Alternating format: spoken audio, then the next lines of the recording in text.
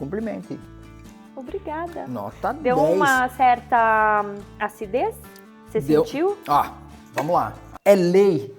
Eu posso comer uma carne vermelha com vinho branco? Eu posso comer um peixe com vinho tinto? No sommelier, a gente segue uma escala, né, que analisa a combinação perfeita do vinho com um prato. No método Charmat, que a gente chama, né, que é um método de espumantização natural, nem sempre ocorre essa espumantização de forma natural. Precisa ser adicionado açúcar. Parece um contrassenso, né? Porque extra dry em inglês a gente imagina seco. E na verdade não, o extra dry é o... Amanda, seja bem-vinda. Obrigada. Prazer em recebê-la aqui no Identitar. Prazer é todo meu, obrigada pelo convite. Fico muito feliz. E tu viu que lugar belo que a gente tá? Muito legal. Essa vinícola é fantástica, sabe? Ela é muito especial para nós porque eles são nossos parceiros desde que começamos, desde o primeiro programa. Quando eu pensei em você, pela tua experiência na área de vinhos, porque tu é uma sommelier. Sim. Eu não pensei em outro lugar do que aqui. Mas me fala um pouquinho, quanto tempo de Itália, em primeiro lugar? Obrigada. Olha, são 10 anos esse ano. 10 anos? 10 anos que estamos aqui. 10 anos que eu decidi escolher como minha casa a Itália. A Itália. E aqui tu constituiu família? Exato, filhos. E poder ter feito esse retorno, então, de finalmente morar novamente aqui na Itália, coisas que se passou de 4, 5 gerações talvez que tinham esse desejo e não puderam vir, eu consegui realizar inesperadamente, na verdade. Parabéns. Obrigada.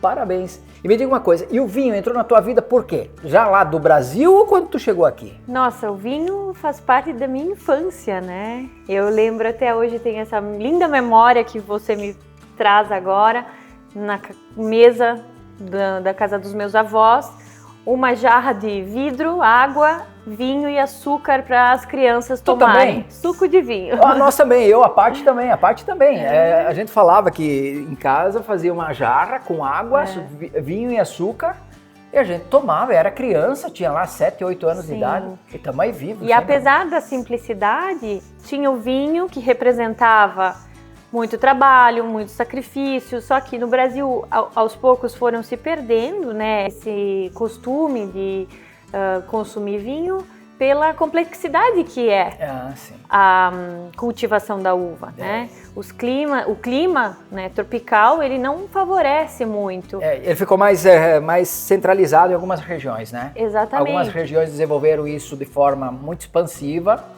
como um grande negócio, um grande comércio, com grandes vinícolas lindas e de vinhos de boa qualidade no Brasil. Mas depois de anos, né? Mas aquele vinho que era feito em casa, realmente são poucos que mantêm isso. E infelizmente foi se perdendo devido à dificuldade na cultivação da uva de forma artesanal, né? Demandava muita tecnologia, conhecimento, então as regiões... porque também dependia da situação climática. Alguma chuva de pedra estragava toda a produção, etc. Além de oneroso, sim, com certeza, porque o investimento que se fazia, e nessas regiões que nós temos, né, o nosso Brasil maravilhoso, foi depois de tantos anos de estudo, de investimento, para que a uva pudesse estar num momento otimal para ela ser cultivada ali, ou seja, que a gente chama, né, os enxertos, procurar as regiões que eram bem arejadas, o solo que não tinha muita pedra, enfim. Então, já introduzindo um pouco no mundo do vinho, né, a diferença da enologia e do sommelier, né? A enologia, então, ela estuda essa atmosfera otimal para a cultivação da uva. E o sommelier, que tu é uma sommelier. Isso. Formada aqui? Formada aqui. Em Conegliano? Em Conegliano. Pela FISART, eu fiz os 3 níveis, né, de sommelier. Há 10 anos atrás, foi logo que eu comecei. 3 níveis? Sim, sim. Poxa! E eu percebo que aqui na Itália o vinho não é algo sobre a mesa. O vinho faz parte da mesa. Mesmo que o vinho, tu falou que é tanto complexo, que já foi mais simples. Do vinho complexo ao vinho simples, entendendo o vinho, você extrai o melhor dele. Tô certo ou errado? Sim. Seja de uma uva Vamos falar do vinho brasileiro um pouquinho? De uma uva americana, como Isabel, como a Bordeaux, que... Isabel é uma uva autóctona brasileira. É brasileira? Né? Sim. Eu achava que era americana. Americana, sim. Autóctono significa que nasceu naturalmente naquela região. E aqui na Itália, todos os ingredientes, não somente a uva, a maioria das coisas, elas são definidas como otimais por elas serem autóctonos, né? A maior parte por elas serem naturalmente daquele habitat, digamos assim. Perfeito. Né? E no Brasil daí a gente fala das uvas europeias. Sim. Que são as uvas naturais. Que são que foram levadas para lá, plantadas lá. Então não necessariamente aquele é um ambiente otimal. Foi criado o ambiente para ela, então já não é mais uma uva autóctona, digamos assim. E aqui tem tanta espécie, variedade de uva por região, né? Que nem eu estava falando com o Vicente, que é de uma importadora importante do Brasil, da TDP, e ele não conhece o vinho Raposo.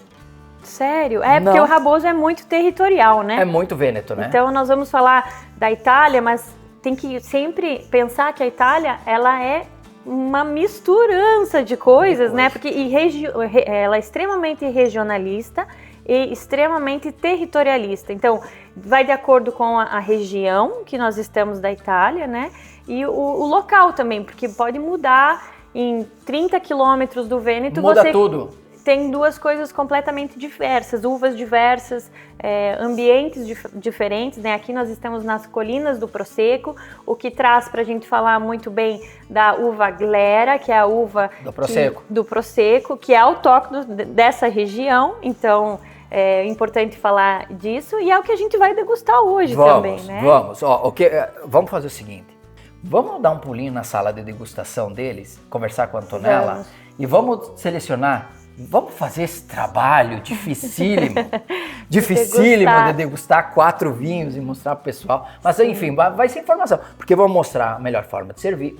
Você, no caso. Exato, o sommelier ele vai trazer então a forma otimal de você servir o vinho e você aprender a apreciar inicialmente o vinho. Conte comigo para essa experiência. Vamos lá falar com a Antonella? Vamos lá, sim. Vamos lá, vem com a gente.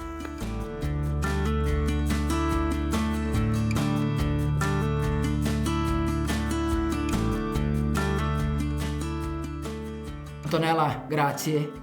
Parla un poco per noi di Cantina Gregoletto. La nostra azienda nasce tanti anni fa, storicamente dalla famiglia Gregoletto, che lavora la vigna in questo paese già dal 1600.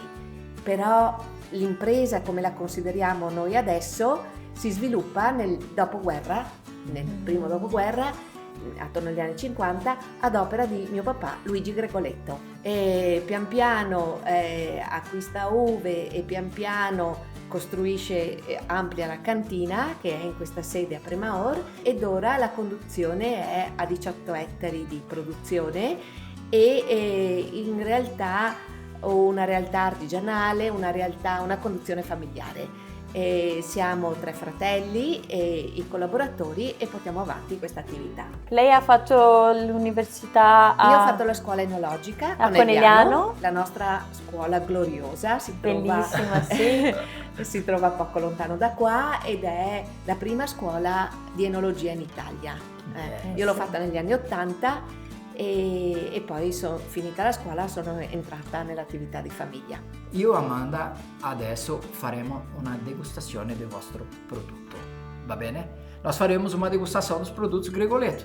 Eu gostaria muito que você indicasse para nós, porque a Amanda, como sommelier, vai passar para o pessoal do Brasil a melhor forma de servir, como servir, temperatura para extrair o melhor do vinho, né?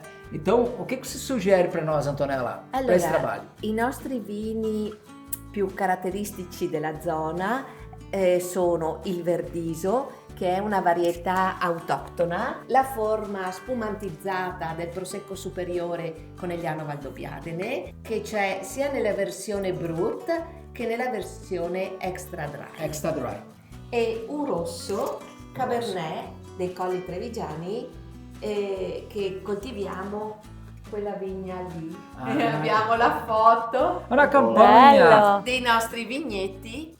Noi abbiamo Cabernet Franc e Cabernet Sauvignon che in fase di imbottigliamento facciamo una cuvée e imbottigliamo con un'etichetta solo che si chiama Cabernet. È un classico vino rosso ottenuto con una vinificazione in rosso, cioè tolto il raspo si lascia macerare l'uva con la parte più liquida per circa 20 giorni, poi si svina e normalmente a quel punto è già vino, cioè durante la macerazione avviene anche la fermentazione, spesso sia quella alcolica che quella malolattica. Se non avviene poi la malolattica la cerchiamo di tenere il vino fin tanto che spontaneamente la fa.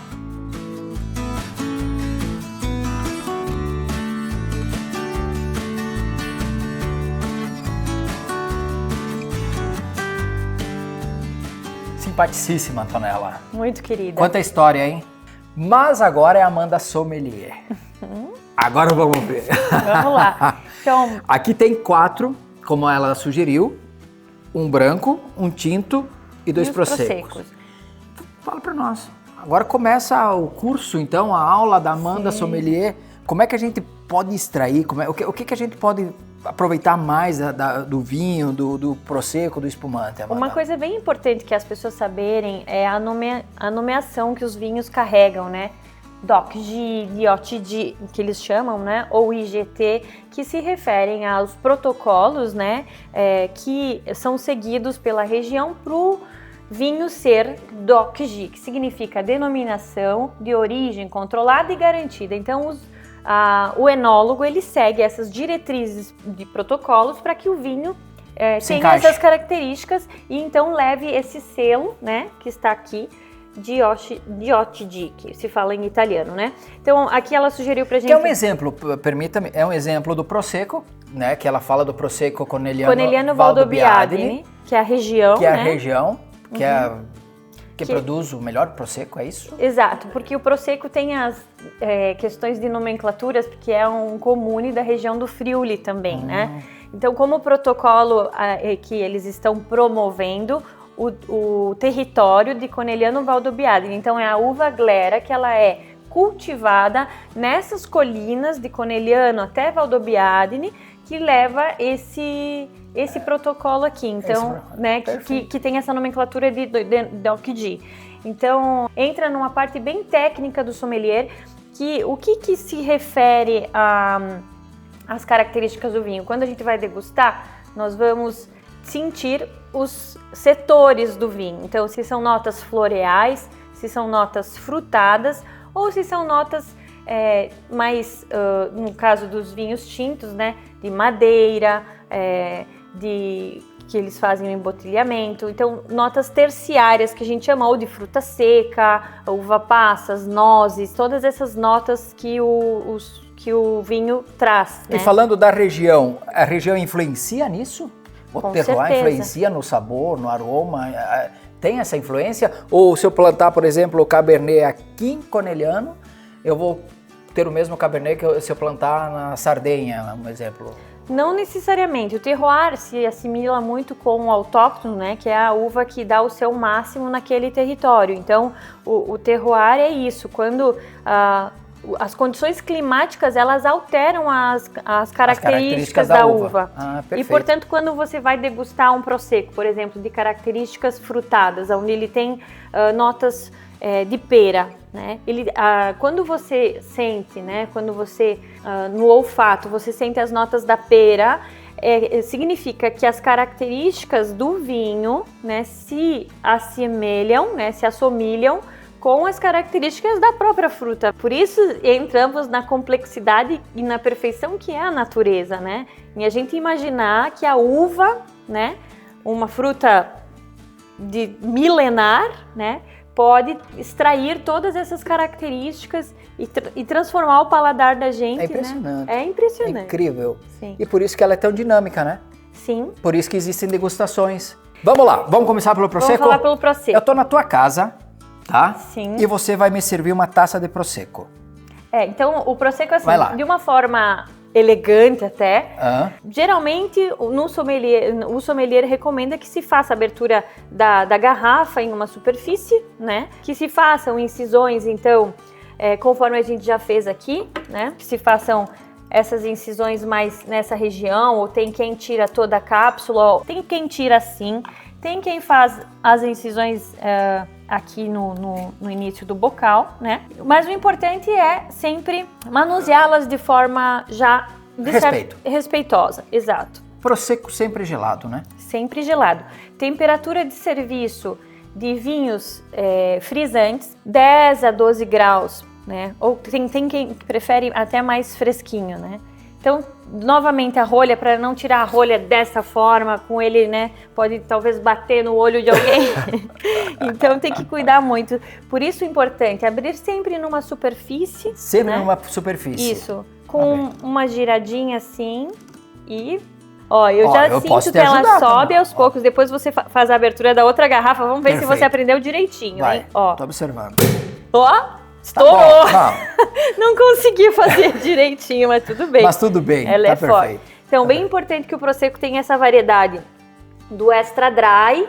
Fala disso. E do Brut, ou Extra Brut, enfim. Qual a diferença? A diferença se dá... Essa taça? Vamos já trabalhando enquanto isso. Única e exclusivamente pela adição de açúcar. No método Charmat, que a gente chama, né? Que é um método de espumantização natural, nem sempre ocorre essa espumantização de forma natural. Precisa ser adicionado açúcar. As leveduras, né? Se alimentam desse açúcar, criam esse gás e aí, entendi. De acordo com isso. Então, o Extra Dry, ele tem uma maior quantidade de açúcar para que... Adicionado, exatamente. E o Brut, ele tem uma menor quantidade de... Parece um contrassenso, né? Porque extra dry em inglês a gente imagina seco. E na verdade não, o Extra Dry é o que mais contém açúcar. Vamos ver no sabor? Vamos lá. Então, para servir...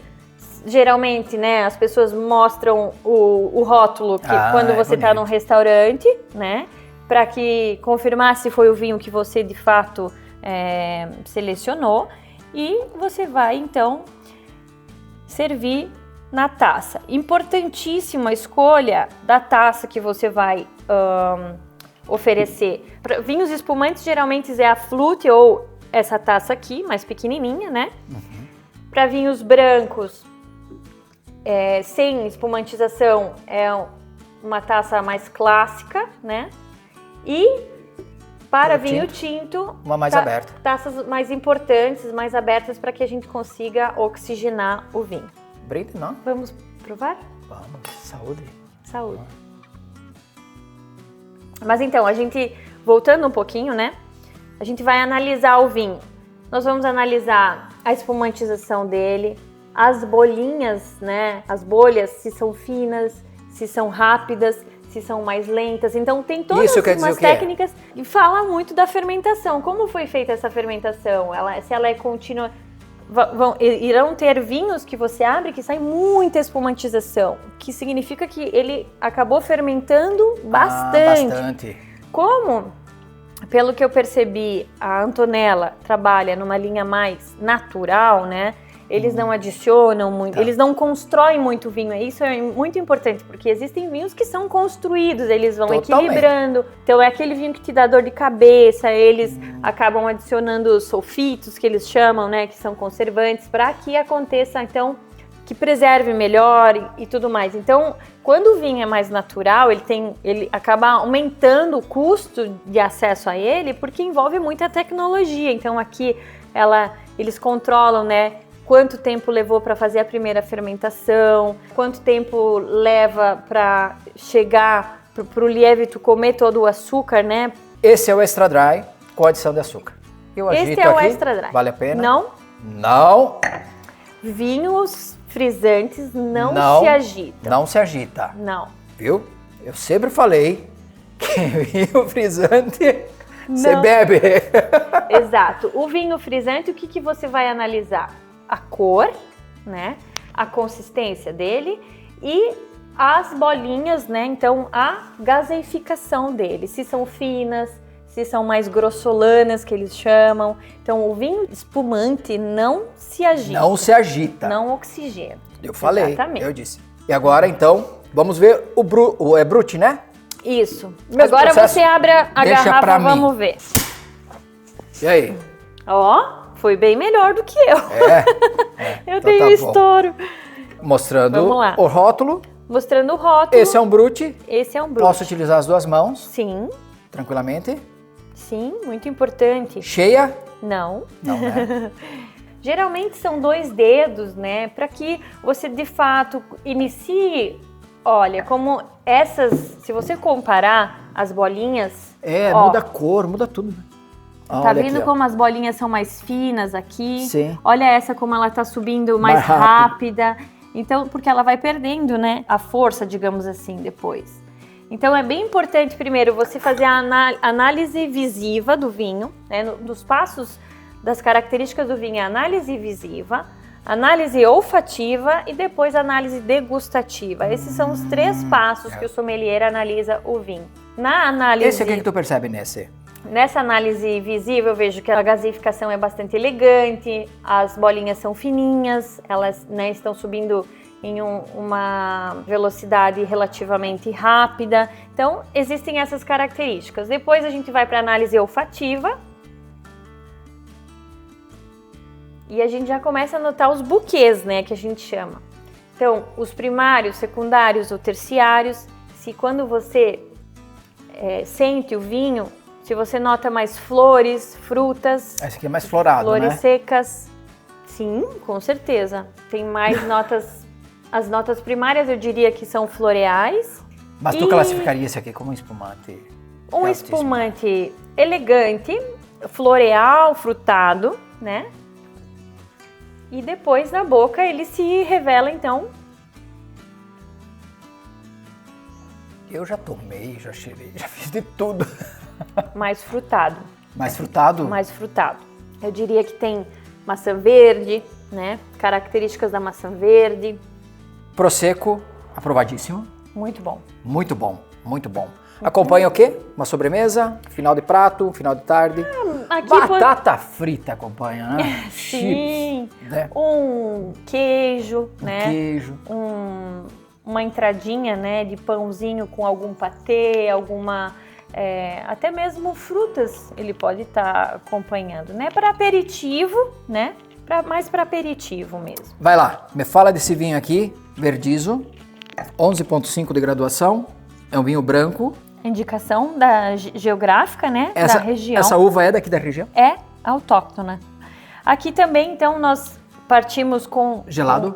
Gelado, 12 sempre graus. temperatura de serviço 12 a 15 graus, o vinho branco fermo, significa que não tem espumantização. Ou eu posso servir um prosecco durante o jantar? Pode, sim. Mas claro, depende de você combinar com o prato que você vai estar consumindo.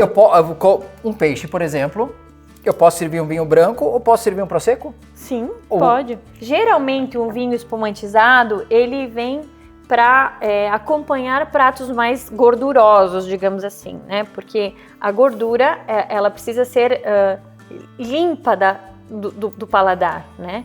Então, entendi. a gaseificação, né, a espumantização, ela faz isso, ela limpa, né, o seu paladar. Então, por isso que ele vem combinado até com batata frita, que você comentou. Exato, porque comentado com queijo, né? aqui o pessoal serve, tu vai tomar um aperitivo, Sim. pede uma taça de prosecco e traz uma cumbuca de batata frita. Vamos abrir? Sim. Normal. Então, acredito que quando você pega um abridor de garrafa, você vai fazer a incisão no meio da... Eu às vezes fica meio na lateral, assim, raspando o vidro. Às vezes a gente acaba confundindo porque com É aspiral, o aspiral, mas tem que colocar ele no meio. Então você vai aos poucos girando e se recomenda que faça a introdução do aspiral até a terceira volta, né? Como ele é um vinho que está mais tempo fechado, a Já rolha pode estar mais durinha. Então, entendi. a gente Já vai na última. vai na última e a gente acaba com calma tirando a rolha, porque muitas vezes pode acontecer do quê? Da rolha quebrar. Estourar. E aí empurra pra dentro, E tenta... aí? Aí vira uma bagunça. E aí vira uma bagunça, porque a rolha, ela até metade dela, ela faz o serviço de vedação, né? E depois disso pode se acumular fungos, pode se acumular uma série de coisas que depois pode contaminar o vinho. Então, muito importante cuidar com a retirada da rolha. Perfeito. Eu tô no restaurante. Você vai me servir o vinho.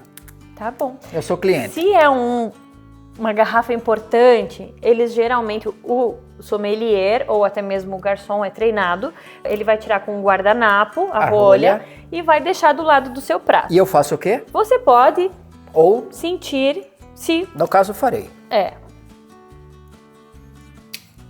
Você sente os Sim, sinto. notas? Ok. Notas doces? Não necessariamente precisa fazer isso. Não, Fiz exato, hoje porque sim. estou contigo e estou muito à vontade e a gente está falando sobre isso. E aí, para o vinho, então, branco, se recomenda essa taça. Ela é universal, mas também pode se servir o vinho tanto frisante quanto o vinho tinto nela também. Mas ela é mais recomendada para o vinho branco. Vai lá. E aí, então, nós vamos versar.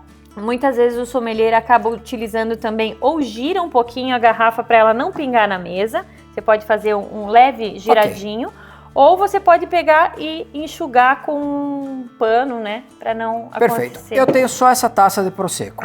Eu devo ter um conjunto de taças ou eu posso utilizar uma taça só para todos os Se vinhos? você quiser, de fato, apreciar o vinho, daí você precisa trocar, né? Porque podem se misturar as notas ali. Posso mexer esse? Sim. Esse sim. Aí, primeiro, Esse mas pode. antes de mais nada, você vai Tá. primeiro Posso? ter a análise visiva. Aqui. Que cor? Exato. Fiala, claro. Exato. Análise olfativa. Então você vai cheirar. E esse primeiro buquê que você sente? Flores, frutas secas. Tu sabe que a gente tá na primavera, aqui na Europa, e a minha rinite não tá fácil. Eu tô tomando antialérgico há 20 dias já, para poder respirar. Sim. Frutas secas. Então. E aí depois disso, então você pode oxigenar ele agora para eu posso ver se dar uma há- agitada, Isso. mas nada agressivo também. Exatamente, não é que Ah, não, eu precisa- já fiz escândalo, um desastre. Aqui, ó. Exato. Para você oxigenar e assim, quem sabe, as notas podem se abrirem, né? Ele é bem frutado, é um vinho bem frutado. Posso provar? Sim. Nossa, é boníssimo. É bom. Provou? Provei, muito bom o verdizo também. Aprovadíssimo. Frutado, acertou? Ah, eu tô te falando. Sim. A rinite, ela quer me derrubar, mas não tá conseguindo. As notas primárias, de fato, são frutadas. A gente sente muito pera verde. Vou de Sim. novo, deixa eu ver aqui. Vai. Muita pera verde. Ok, branco servido. E essa questão de harmonização, é lei? Eu posso comer uma carne vermelha com vinho branco? Eu posso comer um peixe com vinho tinto? Pode, eventualmente. Se, assim, no sommelier a gente segue uma escala, né, que analisa a combinação perfeita do vinho com um prato. Isso significa avaliar acidez, gordura. Exato. Tem uma série, é muito amplo para poder explicar aqui. Exato. Tá Quando bem. de fato se harmoniza um prato com o vinho, é quando você não tem gostos diferentes na boca. Por exemplo, o amargo, ou então uma salivação excessiva. Sabe quando você come alguma coisa muito cítrica, Sim. aí você tem uma salivação excessiva? Então, quando você consegue de fato harmonizar um prato com o vinho, é quando você tem uma sensação degustativa otimal. Bacana. Agora só restou o tinto. Você trouxe algo para harmonizar? Sim! O que tu trouxe? Vamos fazer um prato simples para harmonizar com um vinho tinto. A famosa sopressa, que é um salame típico daqui da região, né? Sopressa? Sopressa italiana, Veneta. Sopressa Veneta, desculpa. Sopressa Veneta. Depois meus amigos lá na América do Norte ficam girando o mercado italiano, procurando coisa italiana e não acham porque é tudo aqui do Vêneto. Sim, a sopressa italiana, ela nada mais é que um salame artesanal, feito de uma forma mais grosseira, digamos assim, né? Ela tem uma espessura maior. Então vamos fazer sopressa Veneta com aceto balsâmico Uau! e polenta. Tu vai fazer tudo isso ainda? Sim. Vamos tomar com vinho branco? Comer com vinho tinto? Vinho tinto, vamos Então, sim. Amanda vai lá preparar, porque é com ela. E a gente volta aqui para finalizar com esse vinho tinto maravilhoso aqui da Grigolé. Harmonizar com ele. Harmonizar com o tinto do Grigolé. Vamos lá para a cozinha. Vamos?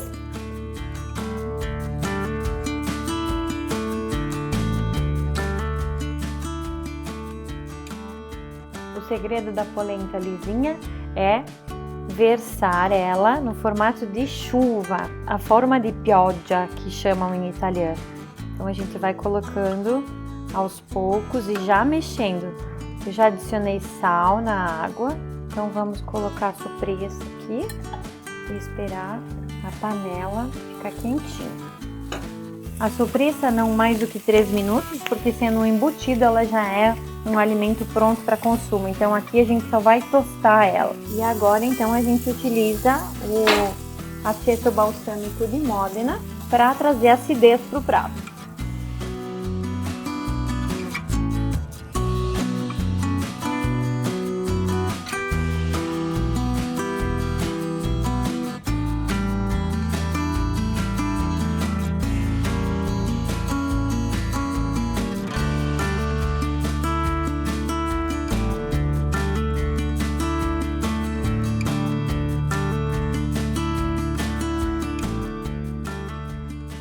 E Amanda, que não chega, eu com sede, acho que eu vou abrir o vinho.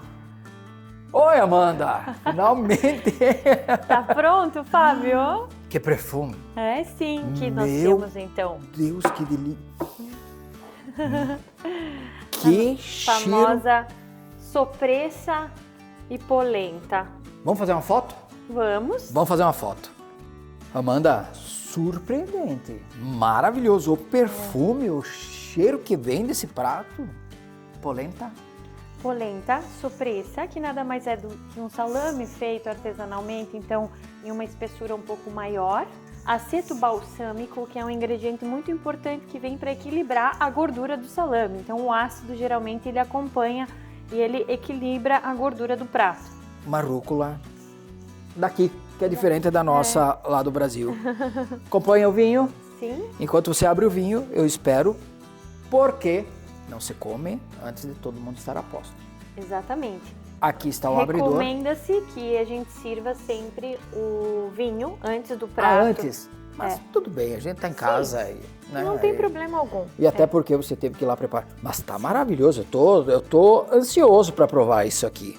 E tem um assunto que a gente não falou ainda, que a gente poderia ficar, na realidade, a gente poderia ficar aqui 2 dias. Quando a gente começou esse projeto, muitas pessoas fazem contato comigo, Amanda, desejando conhecer essa Itália imersiva, a Itália de verdade. Tanto que tem uma amiga nossa chegando agora, nesse próximo final de semana, que ela quer ir lá em casa para que ela diz, nós vamos passar por Roma, nós vamos passar por Milão, nós vamos passar por Veneza, nós vamos passar, enfim, vai passar pelos pontos principais que são maravilhosos, mas eu quero conhecer essa Itália verdadeira.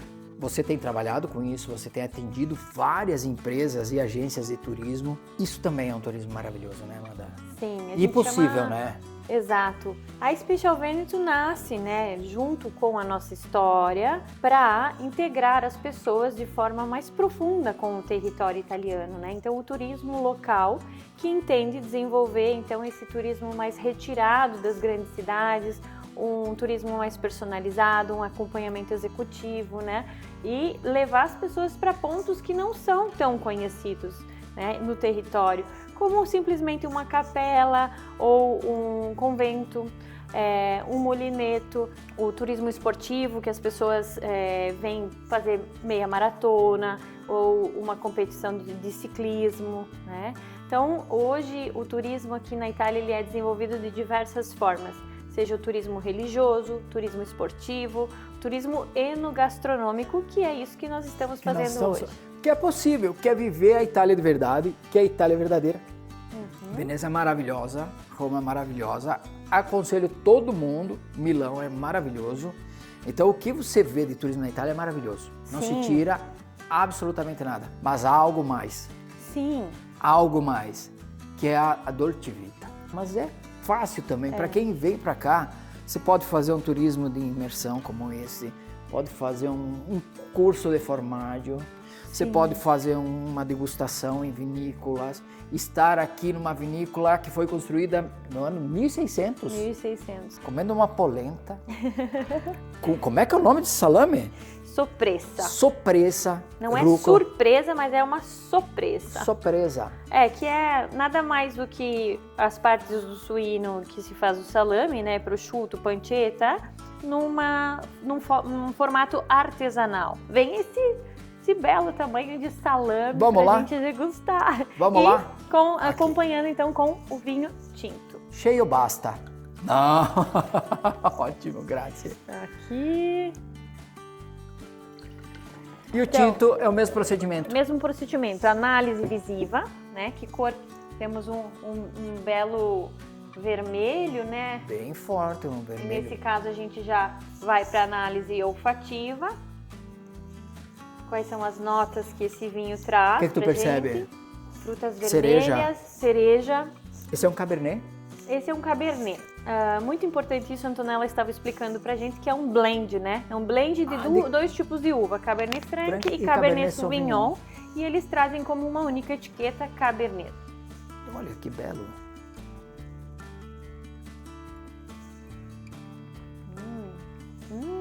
Fantástico. Esse vinho, diferentemente dos outros, ele impressiona muito mais no paladar do que no olfato. Os vinhos brancos, eles têm uma tendência de serem mais impressionantes na análise olfativa, quando você sente o perfume dele. E o vinho tinto, eu gosto muito do Cabernet Franc, porque ele tem essa característica. O Franc é fantástico. E é o momento do Cabernet Franc aqui na Itália, né? E ele tem essa característica de trazer as notas mais marcantes no paladar e mais adocicadas, assim, mais voltadas para as frutas vermelhas frescas, né? Como o morango, a cereja. Então, muito bom, muito bem feito. Bem feitinho, né? Eu vou ter que provar. Vamos lá. Vamos lá? Vamos provar isso aqui? Salame, polenta e rúcula. Junto os dois? Sim, como preferir. Vamos lá, vamos ver.